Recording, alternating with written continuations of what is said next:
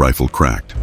The wind Silence. currents off that ridge will Then shift by chaos. noon, impacting trajectory What the past hell just 700 happened? meters. That makes sense. Gunnery Sergeant Seen Marcus similar patterns. Reeves stood Thank you. frozen at the observation tower, binoculars trembling in his grip.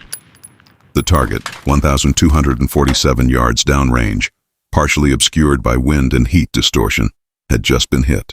Dead center, first shot. But it wasn't one of his Marines who'd pulled the trigger. It was the janitor.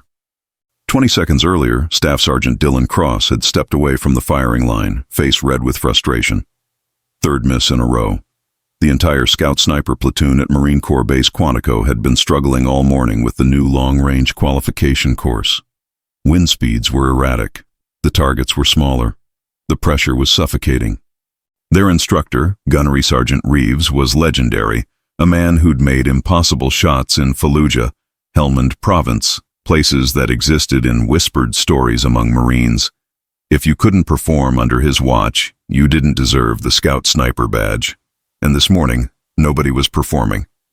Cross had slammed his palm against the shooting platform, cursing under his breath. The M40A6 rifle lay still on its bipod, waiting, mocking him. That's when she'd walked by.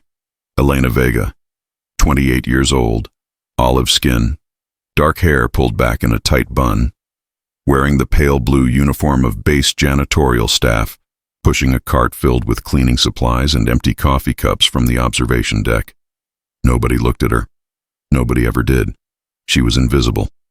Just another face in the background of Marine Corps life, someone who emptied trash cans, mopped floors, restocked paper towels in the restrooms. She'd been working at Quantico for 11 months. Quiet, polite, always nodding when Marines passed, never making eye contact for too long. But this morning, something changed. Elena had paused near the firing line, her eyes tracking downrange. The wind had shifted. She felt it against her face, watched the mirage patterns dancing in the scope's field of view from where she stood. Her fingers twitched. "Ma'am, you need to step back," a young corporal had said, not unkindly. "This is a hot range." She'd nodded, starting to push her cart away. Then Gunnery Sergeant Reeves's voice boomed across the range. "Cross, you're done. Next shooter up. We don't have all damn day." But Staff Sergeant Cross didn't move. He stood there, staring at the rifle, jaw clenched. His hands were shaking, not from fear, but from rage at himself. This was his 4th attempt at sniper school. 4th. One more failure, and he'd never get another chance. Elena saw it in his posture. The defeat, the dream dying. She'd seen that look before. In a mirror. Years ago. "Excuse me," she said quietly. Nobody heard her. "Excuse me," she repeated, louder. Gunnery Sergeant Reeves turned, eyebrows raised. "Ma'am, this area is... I can make that shot." The entire firing line went silent. 12 Marine Scout Sniper candidates, 4 instructors, and 2 range safety officers all turned to stare at the janitor in the blue uniform. Someone laughed. Then another. Then it spread like wildfire. Is she serious? "Lady, do you even know what a rifle is?" Elena's face remained calm, neutral. She'd expected this. She'd lived this her entire life. People underestimating her, dismissing her, laughing at her. But Gunnery Sergeant Reeves wasn't laughing. He was studying her, something in her eyes. The way she stood. The confidence that wasn't arrogance, just certainty. "You can make that shot," he repeated slowly. "Yes, Gunnery Sergeant. That's 1,247 yards. Variable wind, moving mirage, elevated position. My trained Marines, some of the best shooters in this country, have been missing all morning. I know. And you think you can hit it. I know I can." The laughter had stopped. Now there was just tension. Awkward, crackling tension. Staff Sergeant Cross stepped forward, his face a mixture of confusion and offense. "Gunny, come on. This is..." Reeves held up one hand. His eyes never left Elena's. "What's your name?" "Elena Vega, Gunnery Sergeant." "You prior service, Vega?" A pause. Brief, almost imperceptible. "No, Gunnery Sergeant." "Then how?" "I just know." Reeves tilted his head. 30 years in the Marine Corps had taught him to read people. This woman wasn't joking, wasn't trying to be funny. She genuinely believed she could make this shot, which meant either she was delusional or she knew something nobody else did. "All right," he said finally. "Make the shot." The firing line erupted. "Gunny, you can't be serious. This is a waste of time. She's a civilian." "I said," Reeves's voice cut through the noise like a blade, "make the shot." Elena set down her cleaning cart, walked to the firing line. The Marines parted reluctantly, watching her like she'd just landed from another planet. She knelt behind the M40A6 rifle, adjusted the buttstock, checked the scope's parallax. Her movements were smooth, practiced, like she'd done this 1,000 times. Staff Sergeant Cross's jaw dropped. She knows how to— "Quiet," Reeves snapped. Elena settled into position, cheek welled firm, breathing steady. Her right hand found the grip, finger resting outside the trigger guard, left hand supporting the stock. She looked through the scope. The target shimmered in the distance, a small silhouette, barely visible against the brown hillside. Wind from the left, approximately 8 miles per hour, gusting to 12. Elevation change, 43 feet. Temperature, 87 degrees. Humidity, 38%. She calculated it all in 2 seconds. Then she adjusted the scope. 2 clicks right, 1 click up. Someone whispered, "She's not even using a wind meter." Elena's breathing slowed. In, out, in, out. The world narrowed to just her, the rifle, and the target. She felt the wind kiss her right cheek, watched the mirage bend left, waited. The gust passed. She exhaled halfway, held it, squeezed the trigger. The rifle cracked. And now, 20 seconds later, Gunnery Sergeant Reeves was staring through his binoculars at a target with a hole dead center. "Confirm hit," the spotter's voice crackled over the radio. "Center mass, first round impact." Nobody moved. Nobody breathed. Elena stood up from the rifle, brushed dust off her blue uniform, and turned to face Gunnery Sergeant Reeves. "Will that be all, Gunnery Sergeant?" she asked quietly. Reeves lowered his binoculars slowly. His face was unreadable. "Who the hell are you?" She didn't answer, just picked up her cleaning cart and started to walk away. "I asked you a question, Vega." She stopped, turned back, and for the first time since arriving at Quantico, Elena Vega let someone see past the mask. "Someone who used to be a Marine," she said softly, "before everything fell apart." The observation deck erupted into chaos as Elena disappeared down the path toward the maintenance building. Marines were shouting, demanding explanations. Staff Sergeant Cross was staring at the rifle like it had betrayed him. The other candidates were arguing about what they'd just witnessed. But Gunnery Sergeant Reeves wasn't listening to any of them. He was already on his phone, dialing a number he hadn't called in 3 years. A number connected to Marine Corps Headquarters, Personnel Division. "This is Gunnery Sergeant Reeves, Scout Sniper School, Quantico. I need a personnel file pulled. Name, Elena Vega. Civilian employee, janitorial staff." A pause. "I don't care if it's archived. I don't care if it's sealed. Pull it. Now." Another pause. "Because I just watched a janitor make a shot that none of my trained snipers could make, and I need to know why." 4 hours later, Gunnery Sergeant Reeves sat in his small office, staring at the file on his desk. It had taken 3 phone calls, 2 favors, and 1 barely veiled threat to get it. The file was thin, too thin. Vega, Elena Marie Service, United States Marine Corps, MOS 0311, Rifleman, 0317, Scout Sniper. Incomplete status, separated, general discharge service dates, 2016 to 2018. Notes, redacted, medical discharge, recommendation, no reinstatement. Reeves flipped through the pages.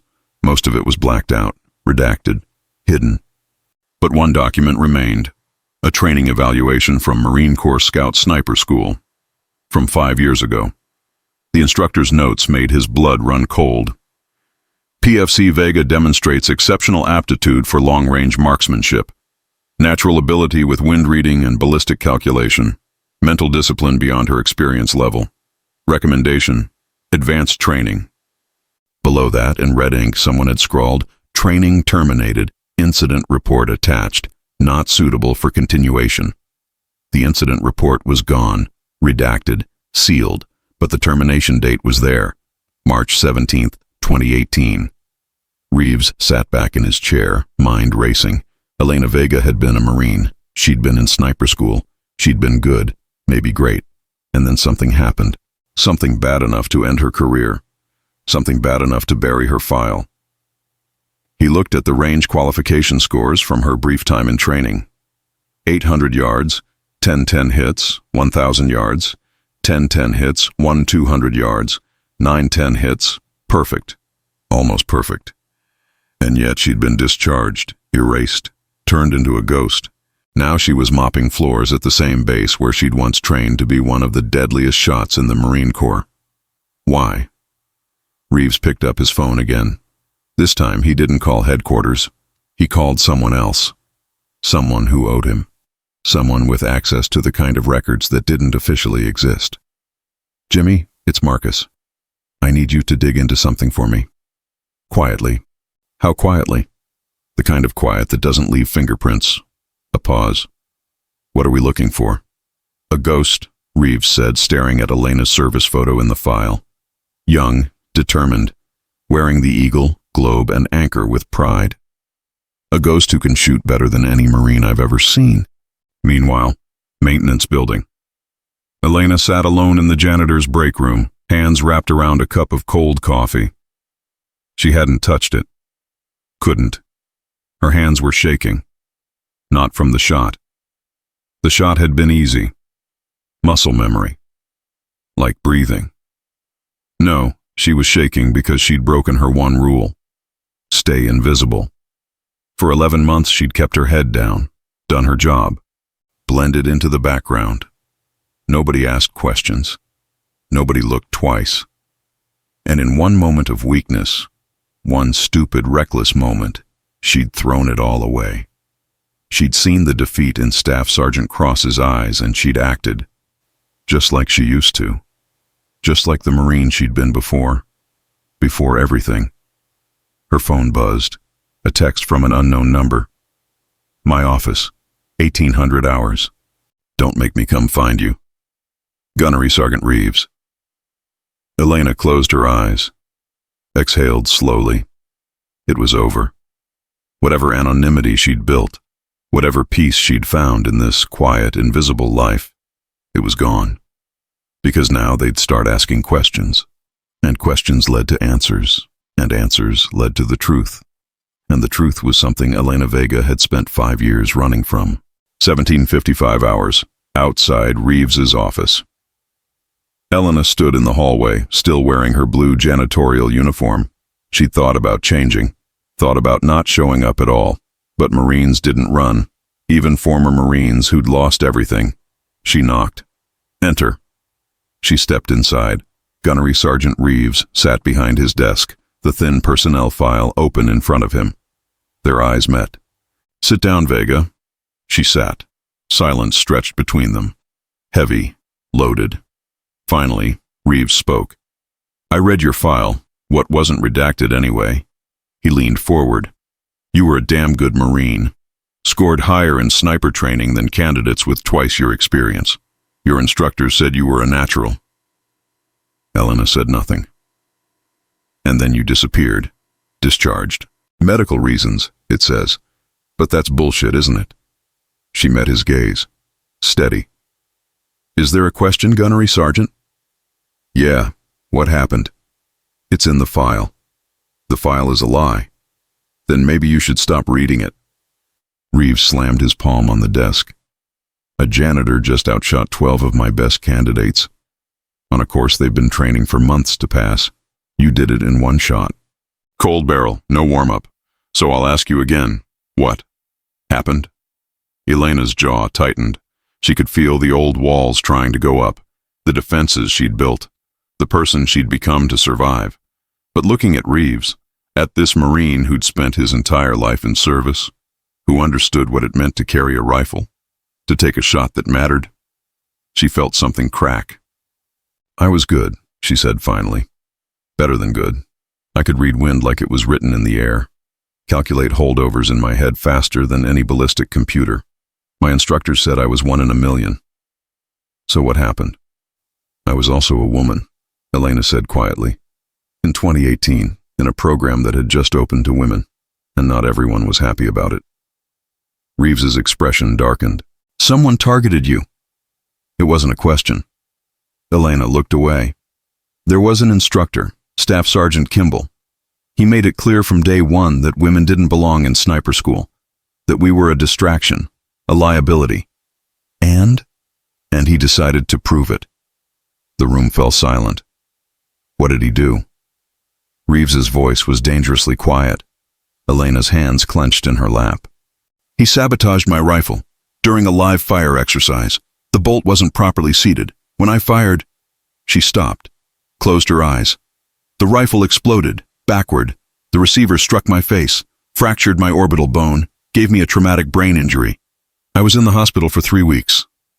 Reeves's face had gone pale. Jesus Christ. When I woke up, they told me I was being discharged. Medical reasons. The investigation found insufficient evidence that it was anything other than equipment failure. Kimball walked away, retired with full honors 6 months later. And you? Elena laughed bitterly. I got a general discharge and a recommendation to never return to service. They said the head injury made me unsuitable for continuation. They were worried about liability.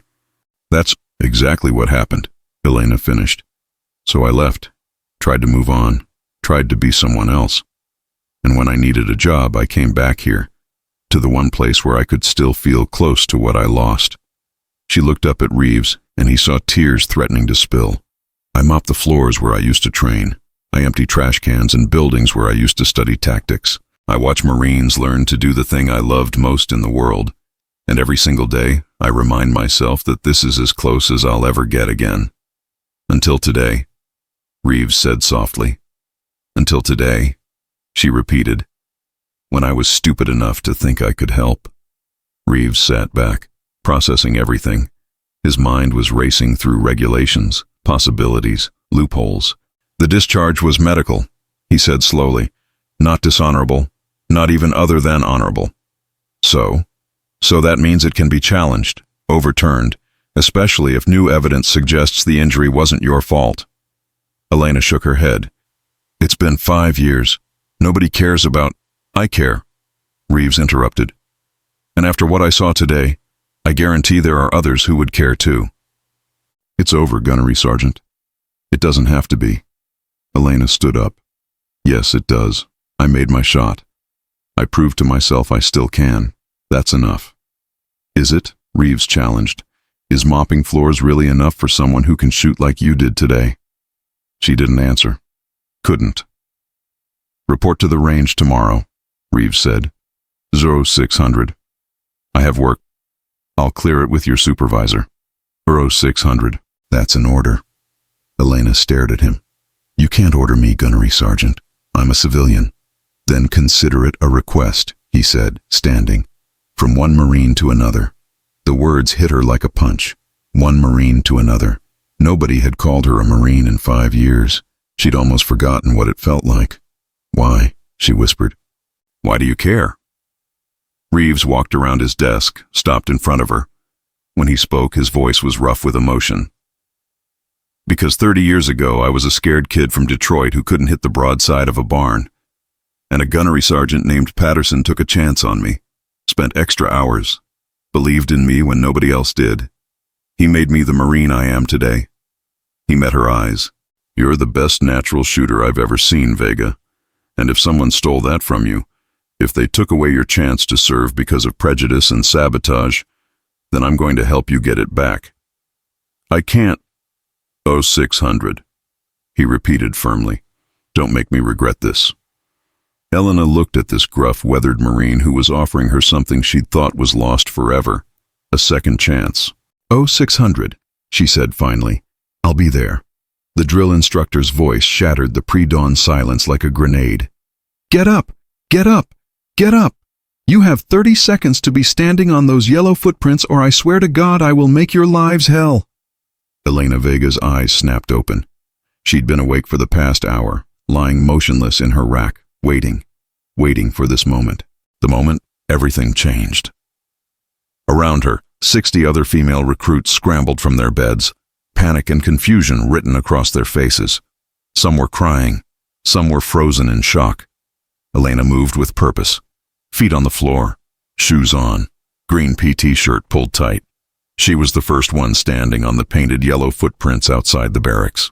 Drill instructor Staff Sergeant Morrison stopped in front of her. 5'6" of pure intensity, eyes like steel. You think you're special, recruit? No, ma'am. You think being first makes you better? No, ma'am. Then why are you smiling? Elena realized she was, quickly wiped it away. This recruit is happy to be here, ma'am. Morrison leaned in close. Happy won't keep you here, recruit. Strong will, smart will, dedicated will. Happy is for civilians. Are you a civilian? No, ma'am. This recruit is a United States Marine. You're not a Marine yet, Morrison snapped. You're barely human right now. But if you survive the next 13 weeks, maybe, you'll earn the title. Yes, ma'am. Morrison moved on, screaming at the recruits, still stumbling out of the barracks. But as she passed, Elena could have sworn she saw the tiniest hint of approval in those steel eyes. Elena had wanted this for as long as she could remember. Growing up in a small town in New Mexico, daughter of a single mother who worked 3 jobs, Elena had learned early that nothing came easy. Her father, a name she'd never known, a face she'd never seen, had left before she was born. Her mother, Maria, had raised her alone, taught her to be tough, to never quit, to never let anyone tell her she couldn't do something just because she was a girl. When Elena was 12, a Marine recruiter had visited her middle school for career day. Dressed in the blue dress uniform, medals gleaming, he talked about honor, courage, commitment, about serving something bigger than yourself. Elena had been mesmerized. She'd gone home and told her mother, I'm going to be a Marine. Maria had smiled sadly, kissed her daughter's forehead. Mija, the Marines, they do now, Elena had insisted. Women can serve in combat. I checked. And she had. Spent the next 6 years preparing. Joined JROTC in high school. Ran every day. Did pull-ups on a bar her mother installed in their tiny apartment. Studied Marine Corps history like it was sacred text. The day after her 18th birthday, Elena walked into the recruiting office in Albuquerque. The recruiter, a gunnery sergeant with 20 years of service, had looked skeptical. You know what you're getting into, girl? Yes, gunnery sergeant. Boot camp is hard, harder for women. The standards are, I'll meet them. You might not, I will. He'd studied her for a long moment, then pulled out the paperwork. All right, let's see if you mean it. She did. 12 weeks later. Range is hot! Range is hot! Elena lay prone on the firing line, M16A4 rifle pressed tight against her shoulder. 50 yards downrange, a target waited. Paper silhouette, the same target every Marine had qualified on for decades. This was Table 2. The final shooting qualification before the Crucible, the 54-hour final test that would determine if she became a Marine or went home a failure. She needed to hit 190 out of 250 points to pass. She'd hit 248 in practice yesterday. Recruit Vega, you may commence firing when ready. Elena controlled her breathing. In, out, aimed, squeezed, the rifle kicked, the target jerked, center mass. Again. By the time the range went cold, Elena's target looked like Swiss cheese, every round in the black, every single one. Cease fire! Cease fire! Weapons on safe! The range instructor, a weathered sergeant with 30 years in, walked down the line, checking targets. When he reached Elena's, he stopped, stared. Who the hell taught you to shoot like this? My mother, sir. She took me hunting in the desert every season since I was 7. The sergeant shook his head slowly. Well, your mother did something right. This is, damn, recruit. This is sniper-level accuracy. Elena felt something ignite in her chest. Sniper, sir? Don't get ahead of yourself. You need to graduate first. But... He pulled the target from its frame, examined it closer. If you keep shooting like this, you might want to consider trying out for Scout Sniper School after you finish infantry training. Scout Sniper School. The words echoed in Elena's head for the rest of the day. Through the Crucible, through the endless hikes and obstacle courses and combat simulations, through the 54 hours of hell that tested every limit she had. And when drill instructor Morrison finally placed the eagle, globe, and anchor in her hand at the graduation ceremony, when she looked Elena in the eye and said, "You earned this, Marine," Elena knew exactly what she was going to do next. She was going to become a scout sniper. 1 year later, 2018, Marine Corps Base Camp Pendleton, Scout Sniper Basic Course, Day 1. Welcome to hell, Marines. Staff Sergeant Kimball stood at the front of the classroom, arms crossed, face like granite.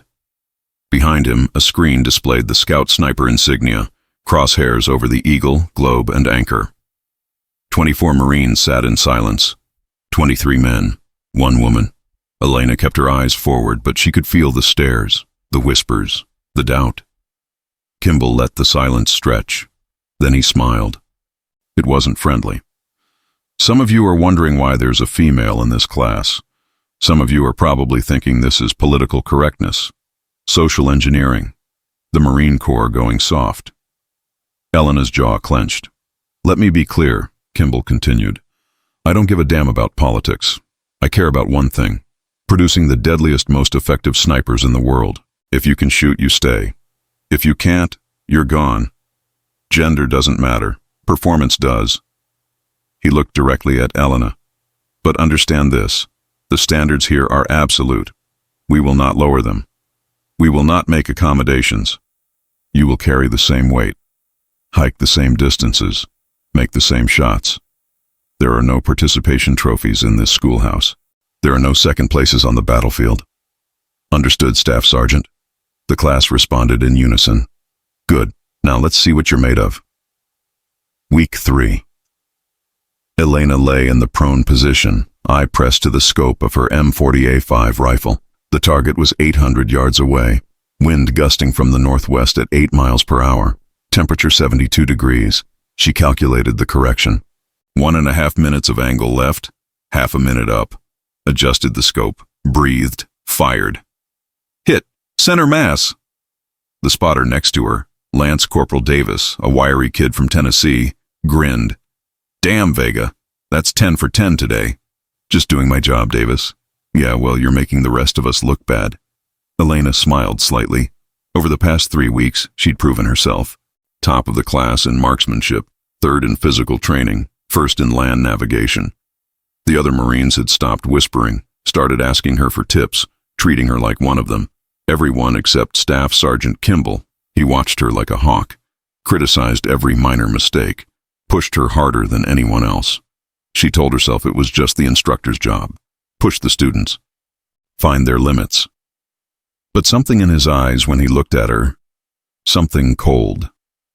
Something wrong. Week 6. Vega, you're up. The unknown distance course. The final major test before graduation. Marines had to identify targets at unknown ranges, calculate the distance and environmental factors, and make first-round hits on 5 targets from 600 to 1,000 yards. Elena approached the firing position. Staff Sergeant Kimball stood beside it, holding her rifle. This is your weapon, Vega. Pre-checked and cleared by range safety. Any questions?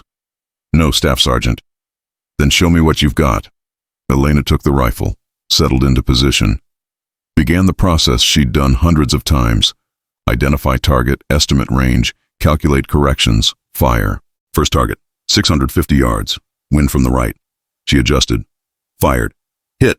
Second target, 780 yards. Calm wind. She fired. Hit. Third target, 920 yards. Gusting wind. She calculated, adjusted, fired. Hit. She was perfect. Flawless. Fourth target, 1,000 yards. Maximum effective range. Elena took her time. This one mattered. This was the shot that would prove she belonged.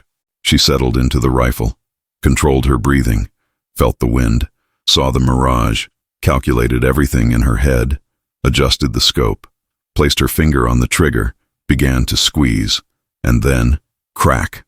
The world exploded. Pain, white-hot, searing pain across her face, her eye, her cheek. She screamed. Blood. There was blood everywhere. Cease fire! Cease fire! Medic! We need a medic! Hands grabbed her, pulled her back from the rifle. Elena tried to see, but her right eye wouldn't open. Couldn't open. What happened? Someone was shouting. What the hell happened? The bolt! The bolt came back. Something's wrong with the rifle. Through the haze of pain, Elena heard Staff Sergeant Kimball's voice. Calm. Too calm.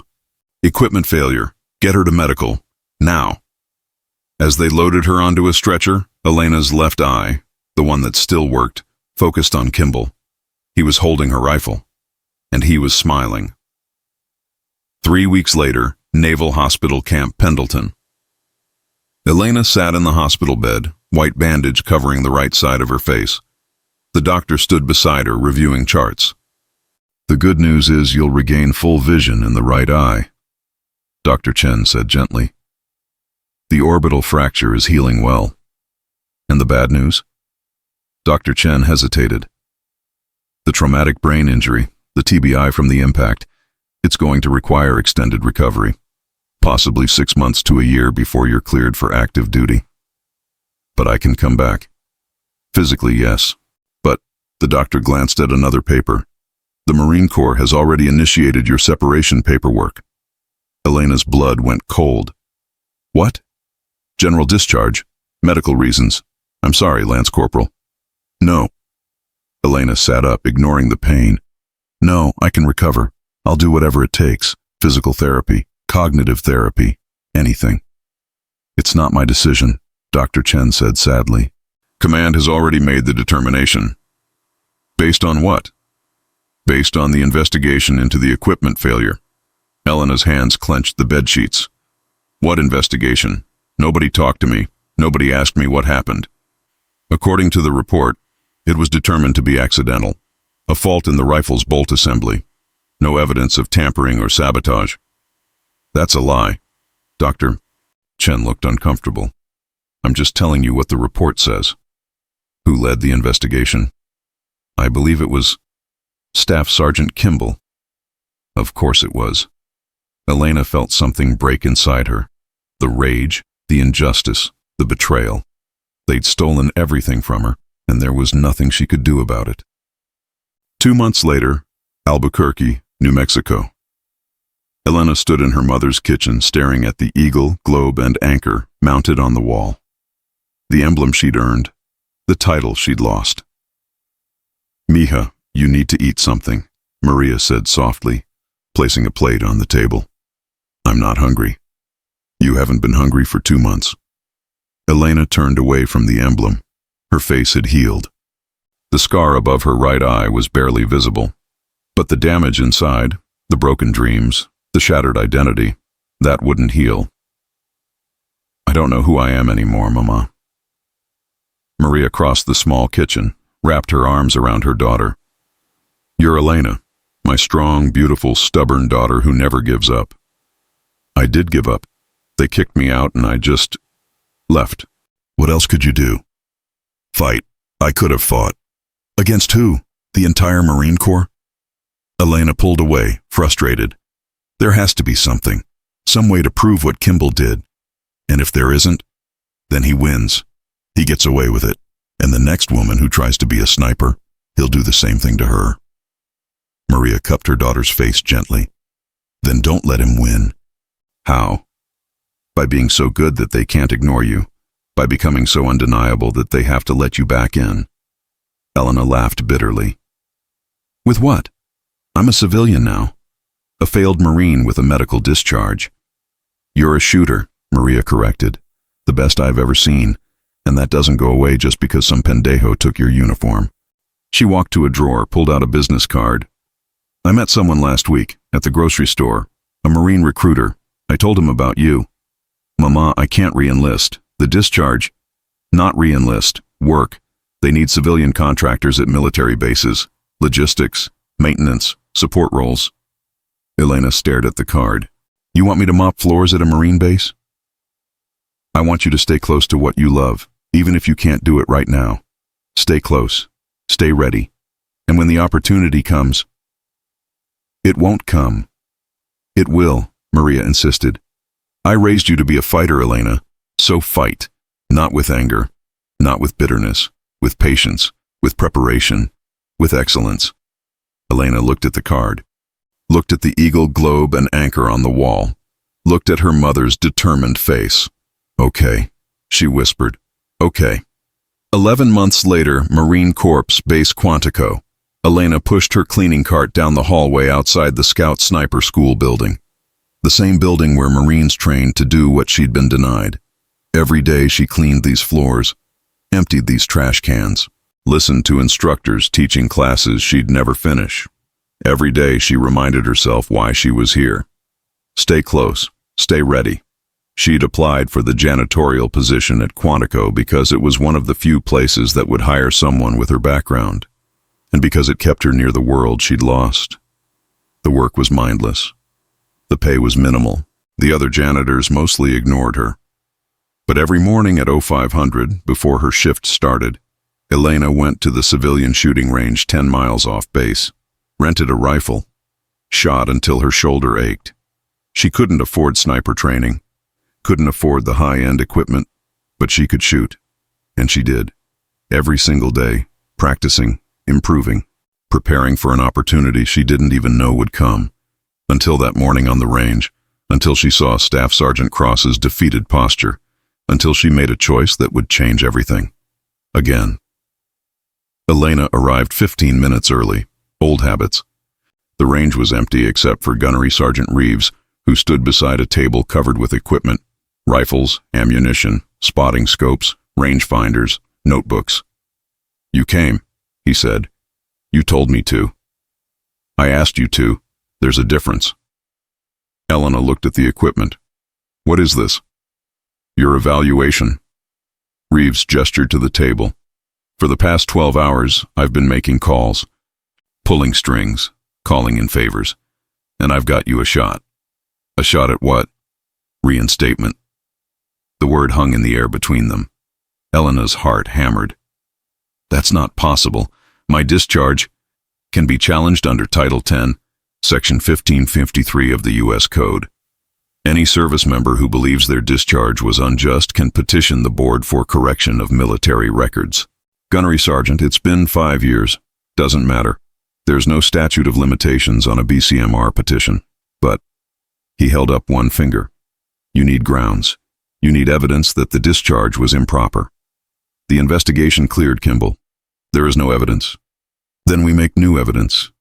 Elena stared at him. "How?" "By proving you're still capable. By documenting that your skills not only survived but improved. By showing that the medical unsuitability determination was wrong." He picked up a rifle, an M40A5, the same model she'd used in sniper school. "Today, we establish baseline. We document your current capabilities under controlled conditions. If you perform at or above the level required for scout snipers, that becomes evidence, proof that the discharge was unjust. And if I don't perform?" Reeves met her eyes. "Then you go back to your cart and your mop, and I go back to training Marines, and we forget this ever happened." Elena looked at the rifle. Her fingers itched to hold it. "Why are you doing this?" she asked quietly. "I told you why." "Tell me again." Reeves set down the rifle, turned to face her fully. "Because I've been doing this job for 23 years. I've trained hundreds of Marines. Good Marines. Dedicated Marines. But talent like yours? I've seen it maybe 5 times. Maybe." He stepped closer.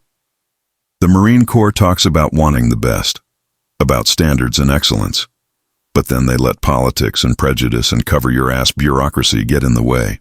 And exceptional Marines, Marines who could save lives, who could change outcomes, get thrown away. So this is about principle. This is about not wasting what you are."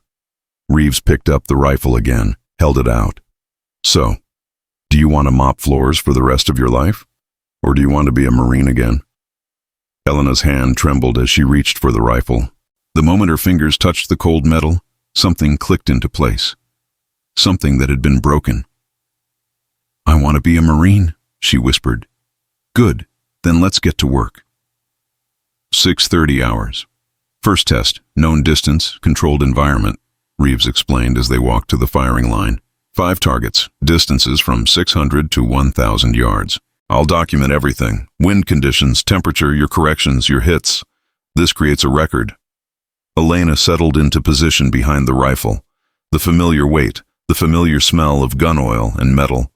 It felt like coming home. Target 1, 600 yards, Reeves called out. Wind from the northwest, 6 miles per hour. Commence when ready. Elena looked through the scope, found the target, calculated, fired. Hit. Center mass. They moved through the targets systematically. 700 yards, 850 yards, 920 yards. Every shot a hit. When they reached 1,000 yards, Reeves paused. This is the maximum effective range for this weapon system, he said. In sniper school, students are required to achieve at least 70% hits at this distance. I remember. Show me. Elena took her time. The target was a small brown silhouette barely visible against the hillside. Wind had picked up, 10 miles per hour now, gusting to 15. Heat mirage danced across the scope's field of view. She watched, waited, breathed, fired. Hit! Again. Hit! 3 more shots, 3 more hits. 5 for 5 at 1,000 yards. Reeves lowered his spotting scope slowly. Jesus. You don't miss, do you? Not if I can help it. That's not normal, Vega. You understand that, right? Even experienced snipers don't shoot 5 for 5 at max range. You're doing something I've only seen maybe twice in my entire career. Elena cleared the rifle, stood up. My mother used to say I see things differently. The wind, the mirage, the way air moves. It's like, I don't know, like reading a language everyone else is guessing at. That's not training. That's innate. Maybe, but it still wasn't enough. Reeves studied her. What happened with Kimball? That wasn't about your ability. You know that, right? Doesn't change what happened. No, but it changes what happens next. 900 hours. Reeves's office. Gunnery Sergeant Reeves sat across from Major General Patricia Hayes, commander of Training and Education Command. The 2-star general studied the documentation Reeves had compiled from Elena's morning performance. These numbers are exceptional, Hayes said carefully. Yes, ma'am. And you're certain about the circumstances of her discharge? I've reviewed everything I could access, and what I can't access tells me more than what I can. Someone buried this, General. Deep. Hayes leaned back in her chair. Accusing a staff sergeant of sabotage 5 years after the fact is serious, Gunny. I'm not accusing anyone, ma'am. I'm documenting that Lance Corporal Vega's discharge was based on a determination that's provably false. She's not unsuitable for service. She's exceptional. But she had a traumatic brain injury, which she's fully recovered from. I can provide medical documentation. Hayes tapped the papers. Even if I wanted to help, and I'm not saying I do, the process for challenging a discharge through BCMR takes months, sometimes years. I know, ma'am. So what exactly are you proposing? Reeves pulled out another folder. Temporary reinstatement pending BCMR review.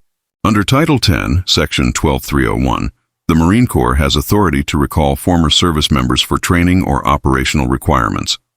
That's typically for reservists or retirees. The regulation doesn't specify, and we have an operational requirement. Hayes raised an eyebrow. Do we? Yes, ma'am. The Scout Sniper Advanced Skills course starts in 6 weeks. We're short 2 instructors. I need someone who can teach advanced marksmanship and wind reading at the expert level. You want to make her an instructor? A civilian with a general discharge? I want to recall her to active duty temporarily as a contractor instructor while her BCMR petition is processed. If the petition succeeds, she transitions back to active duty permanently. If it fails, he shrugged. We part ways, but at least we gave her a fair shot. Hayes was silent for a long moment. You're putting your reputation on the line for this, Gunny. Yes, ma'am. Why? Because it's the right thing to do. The general sighed, looked at the documentation again, at the perfect scores, at the evidence of extraordinary talent. I'll need to run this up the chain, get legal review, confirm the medical clearance. Understood, ma'am. But off the record? Hayes met his eyes. If what you're saying is true, if she was railroaded out of the Corps because of gender discrimination, then I want to make it right. We've worked too hard to open these doors just to let toxic leadership slam them shut. Thank you, General. Don't thank me yet. This could blow up in both our faces. Worth the risk, ma'am. 2 weeks later, Elena stood in the same office where she'd been told her career was over. But this time, she wasn't wearing a blue janitorial uniform. She was wearing Marine Corps PT gear, temporary contractor status badge clipped to her shirt. Across from her sat Major General Hayes and Gunnery Sergeant Reeves. Lance Corporal Vega, Hayes began formally. You've been approved for temporary recall to active duty status as a civilian contractor instructor for the Scout Sniper Advanced Skills course. This recall is contingent on your BCMR petition, which has been filed and is under review. Elena's throat was tight. Yes, ma'am. Understand that this is not a guarantee of reinstatement. The board will make its own determination based on all available evidence, but it gives you an opportunity to demonstrate your capabilities while that process unfolds. I understand, ma'am. Hayes' expression softened slightly. I've reviewed your service record, Vega. What I could access anyway. You were on track to be an exceptional Marine. What happened to you? It shouldn't have happened. If your petition is successful, I'll personally ensure you get the opportunity to complete what was taken from you. Thank you, General. Don't thank me. Thank Gunnery Sergeant Reeves. He's the one who went to bat for you. And he's the one whose ass is on the line if this doesn't work out. Elena looked at Reeves. He gave her a slight nod. Report to the Advanced Skills course tomorrow, 0600. Hayes continued. You'll be working under Gunnery Sergeant Reeves as an assistant instructor. Your job is to teach these Marines everything you know about long-range marksmanship. Questions? Just one, ma'am. What about Staff Sergeant Kimball? The room went cold. Hayes exchanged a glance with Reeves. What about him? Where is he now? Retired. Civilian. We have no jurisdiction. So he just gets away with it. Hayes' jaw tightened. The original investigation found insufficient evidence of wrongdoing. Without new evidence, there's nothing we can do. The new evidence is me, Elena said quietly. The fact that I'm standing here shooting better than ever proves the discharge was unjust. That proves you recovered. It doesn't prove sabotage. Elena wanted to argue, wanted to demand justice, but she'd learned the hard way that the system didn't work like that. Understood, ma'am, she said finally. Good. Then get out of my office and go be the Marine I know you can be. Next day, 600 hours Advanced Skills course. 12 Marine Scout snipers stood at attention in the classroom. These weren't students. They were already qualified snipers, attending advanced training to hone their skills. Among them was Staff Sergeant Dylan Cross, the Marine who'd been struggling on the range the day Elena made her impossible shot. When Elena walked in behind Gunnery Sergeant Reeves, wearing a contractor badge but carrying herself like a Marine, every eye locked onto her. Gentlemen, Reeves announced, this is Elena Vega. She'll be serving as assistant instructor for this course. She's a former Marine, former sniper candidate, and currently the best natural marksman I've ever seen. Whispers rippled through the room. Some of you witnessed her shooting 2 weeks ago. Some of you heard about it. For those who think it was a fluke, it wasn't. She's going to teach you things about wind reading and marksmanship that most of you have never considered. Your job is to listen, learn, and apply. Reeves looked at Elena. Anything you want to add? Elena stepped forward, met each Marine's eyes. I know what you're thinking, she said. Who is this woman? What makes her qualified to teach us?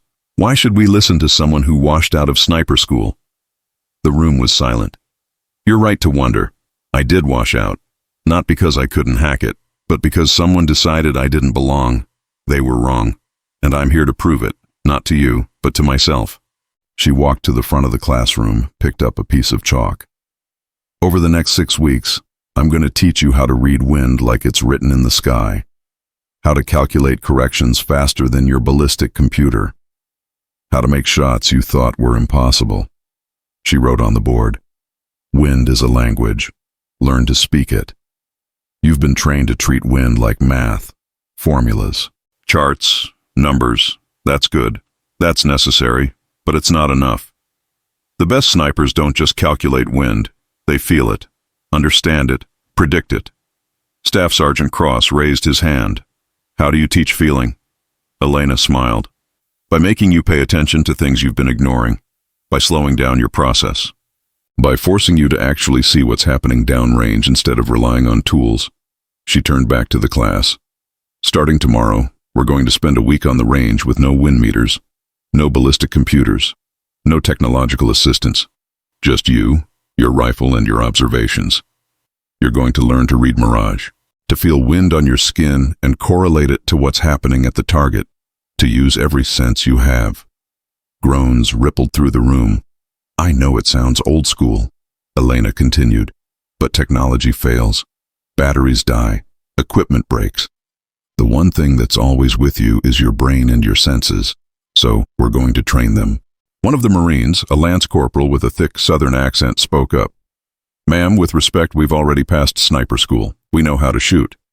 You know how to make supported shots under controlled conditions, Elena corrected.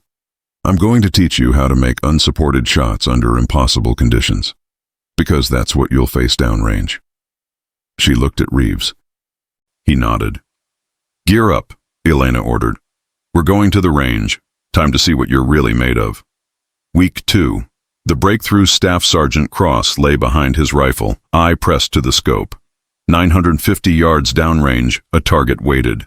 Wind was gusting unpredictably, 8 miles per hour one moment, 15 the next. He'd been trying to hit it for 30 minutes, 7 shots, 7 misses. Elena knelt beside him. What are you seeing?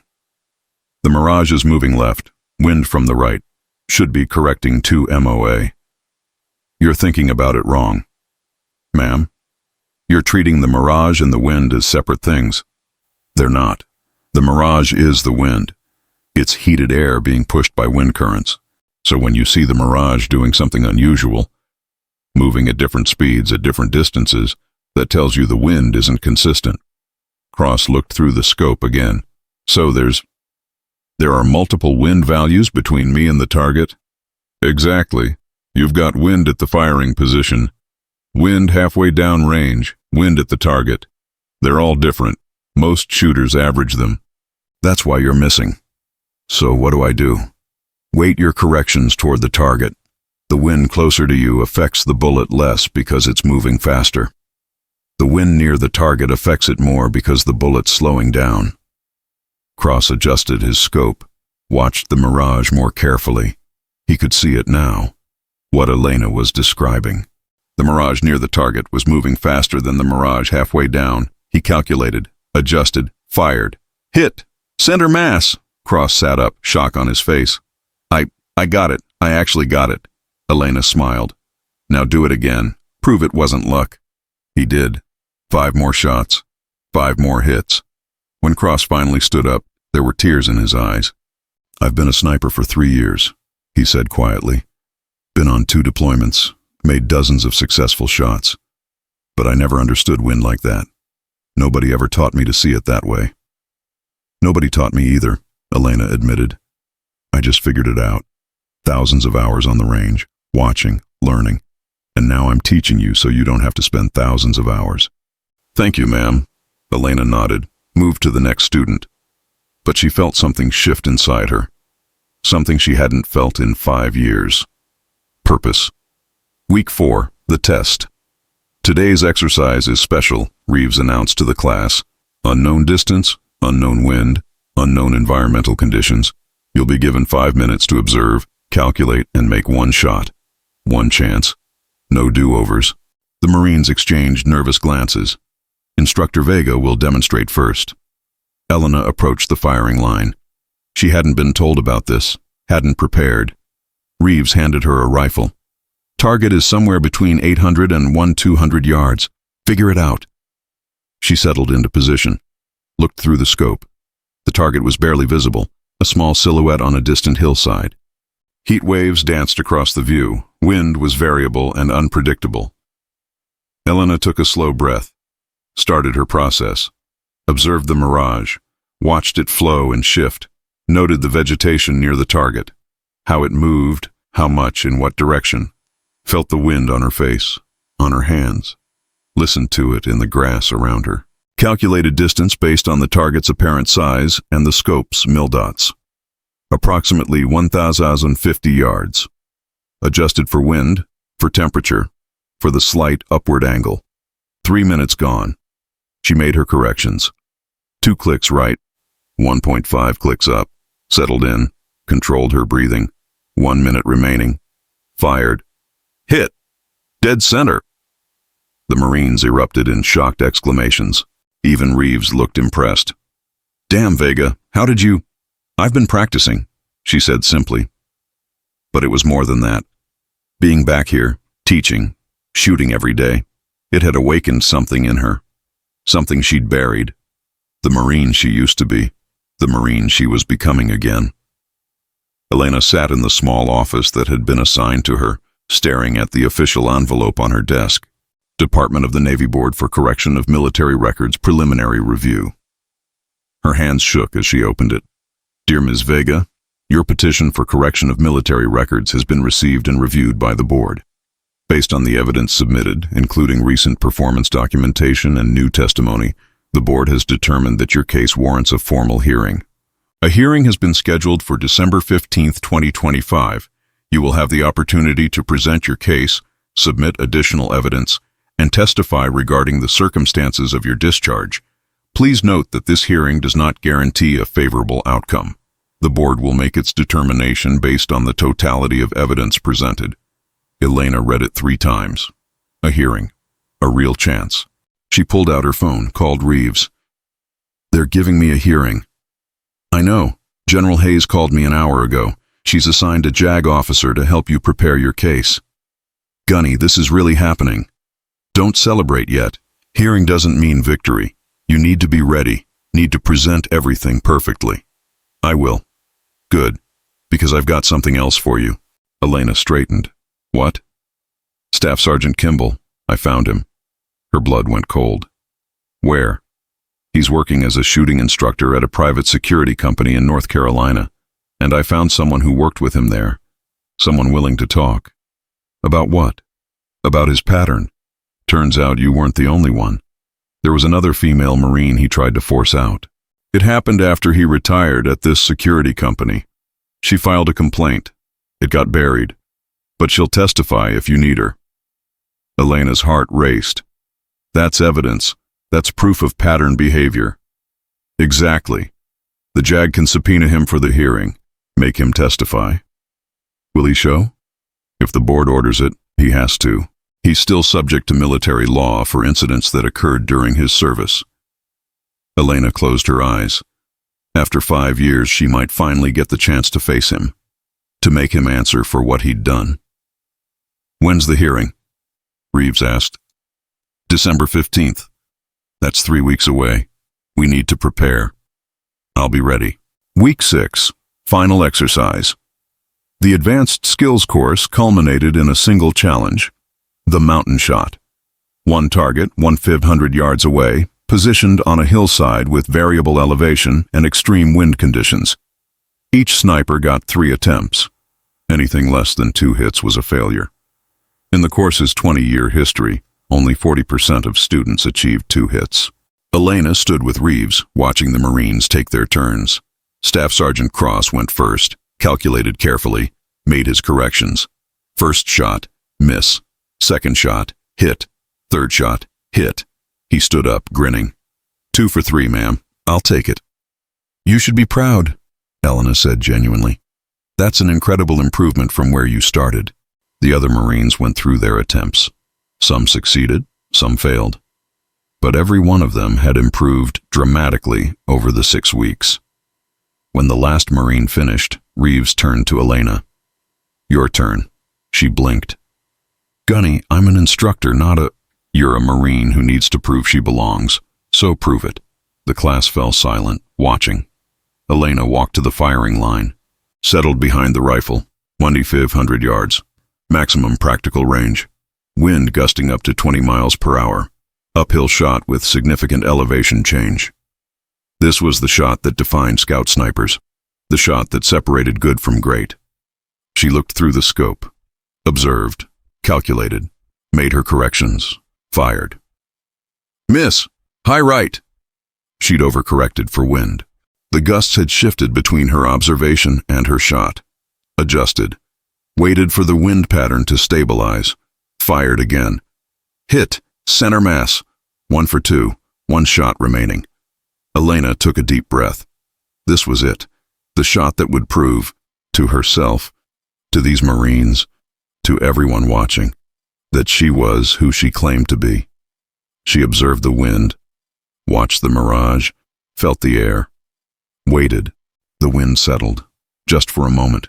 She fired. Hit! Dead center! The class erupted in cheers. Even the Marines who'd been skeptical at the start were on their feet, applauding. Staff Sergeant Cross walked up, offered his hand. Ma'am, I've been doing this for years, and I've never seen anyone read wind like you do. You can learn it, Elena said. You just did. Maybe. But the way you do it, that's special. That's a gift. Elena shook his hand. Thank you, Staff Sergeant. No, ma'am, thank you. You gave me my confidence back, made me a better Marine. After the exercise, as the class dispersed, Reeves approached. Hell of a shooting, Vega. Felt good. How are you feeling about the hearing? Elena looked out at the range, at the targets she'd hit, at the life she was rebuilding. Scared, she admitted, but ready.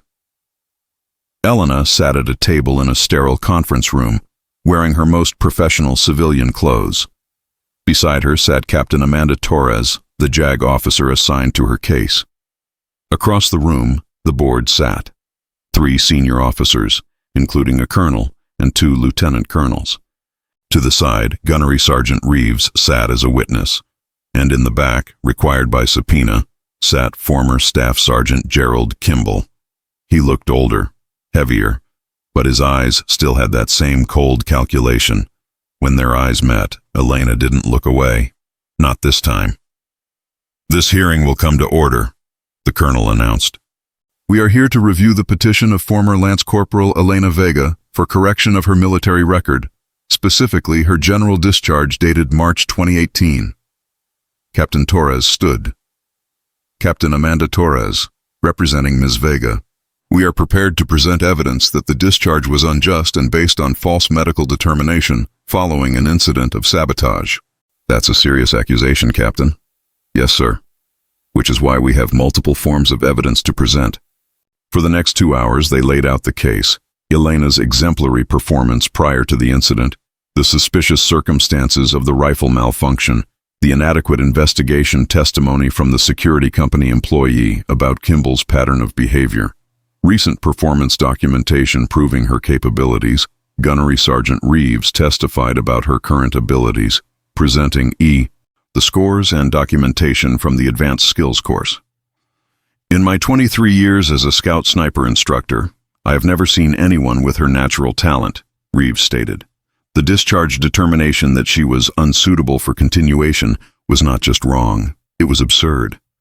Finally, Captain Torres called Staff Sergeant Kimball to testify. He approached the stand reluctantly, was sworn in.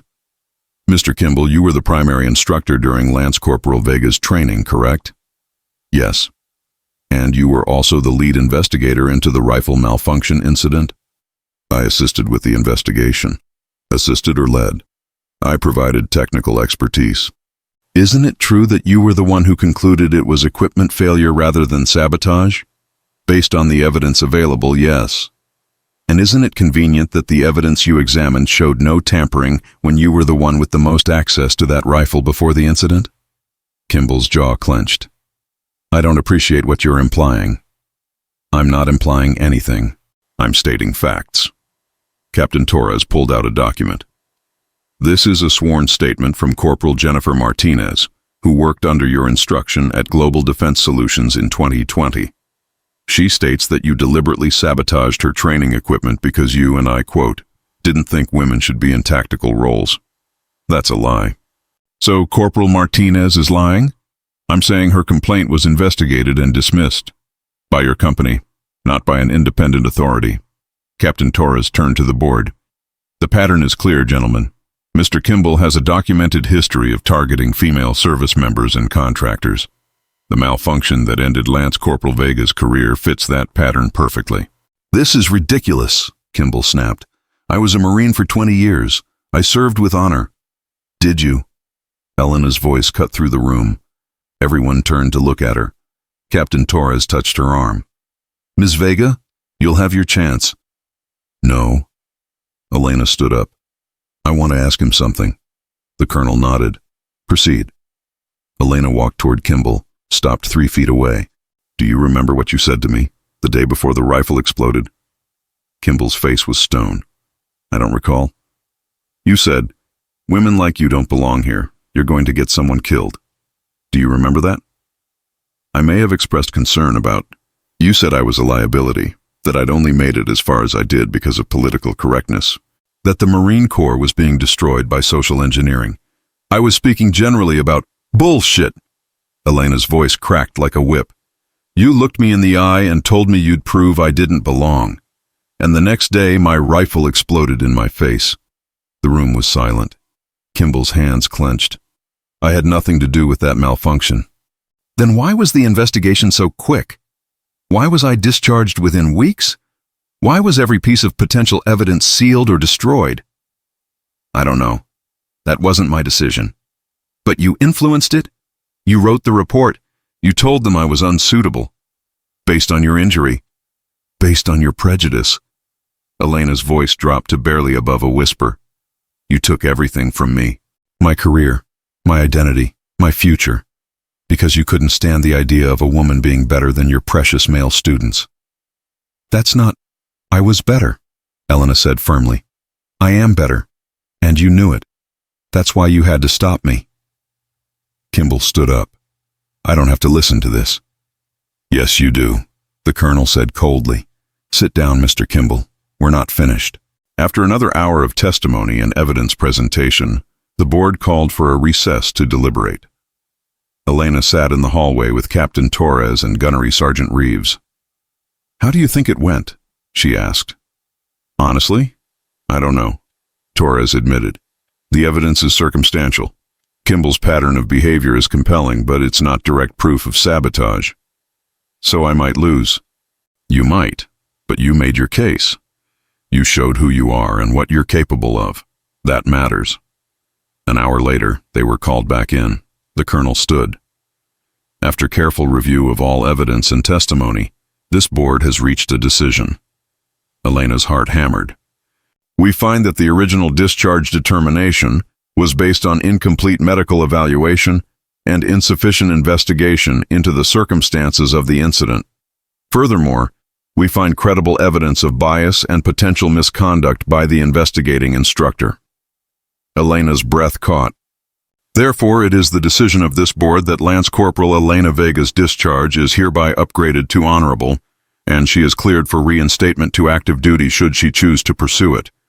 Additionally, we recommend a full investigation into the original incident and a review of all cases involving the former Staff Sergeant Kimball during his tenure as an instructor. The words didn't fully register at first. Honorable discharge, cleared for reinstatement. She'd won. Captain Torres grabbed her hand, squeezed it. Congratulations, Elena. Gunnery Sergeant Reeves stood, walked over. Instead of shaking her hand, he came to attention and rendered a crisp salute. Welcome back, Marine. Elena's eyes filled with tears. She returned the salute. Thank you, Gunnery Sergeant. Behind them, Kimball stood up and walked out without a word. But Elena barely noticed. She was looking forward now, not back. 3 months later, Marine Corps Scout Sniper School graduation ceremony. Elena stood in formation with 12 other Marines, wearing the dress blue uniform she'd earned 6 years ago.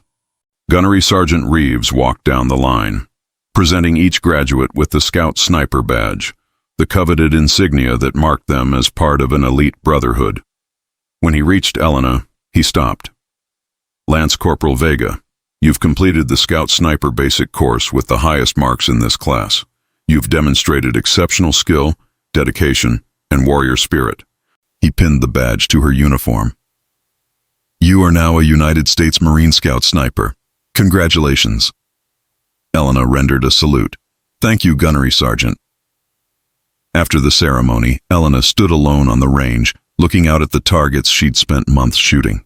Someone approached from behind. Staff Sergeant Cross, who'd completed his own recertification course. Congratulations, Vega. You earned this. So did you. Not like you. You fought for it, bled for it, lost everything and came back anyway. Elena smiled. I had help. From Gunny Reeves. From everyone, including you. Cross looked confused. Me? I didn't do anything. You did. That day on the range when you couldn't make the shot and I saw the defeat in your eyes? That's what made me step forward. I saw myself in you, and I couldn't let you give up the way I almost did. Well, thank you for not giving up on yourself or on us. After he left, Elena pulled out her phone, called her mother. Mama, I have some news. What is it, mija? I'm a Marine again, a real one. Scout sniper qualified. Silence. Then her mother's voice, thick with tears. I knew you would be. I always knew. You were right, Mama. About staying close, staying ready, about fighting with patience. I'm so proud of you, Elena. I'm proud of me, too. 6 months later, forward operating base, Helmand Province, Afghanistan. Elena lay prone on a rooftop, eye pressed to the scope of her M40A5. 100 yards downrange, hostile forces were moving toward a patrol of Marines who didn't know they were being flanked. Vega, you have the shot? Her spotter asked. Elena watched the wind, calculated, adjusted. I have the shot. Command says take it when ready. Elena breathed. In, out. This was what she'd trained for, what she'd fought to get back. The chance to use her gift to protect her fellow Marines. She felt the wind shift, saw the Mirage stabilize, squeezed the trigger. The rifle cracked. 100 yards away, the hostile fell. Hit confirmed, threat neutralized, Marines are safe. Elena cleared her rifle, sat up. The patrol below would never know how close they'd come, would never know a Marine sniper had been watching over them. That was fine. She didn't do this for recognition. She did it because she was a Marine, because she'd earned this, because she belonged. And nobody, not Kimball, not the system, not anyone, could take that away from her ever again. As the sun set over the Afghan mountains, Elena looked out at the horizon and smiled. She was home.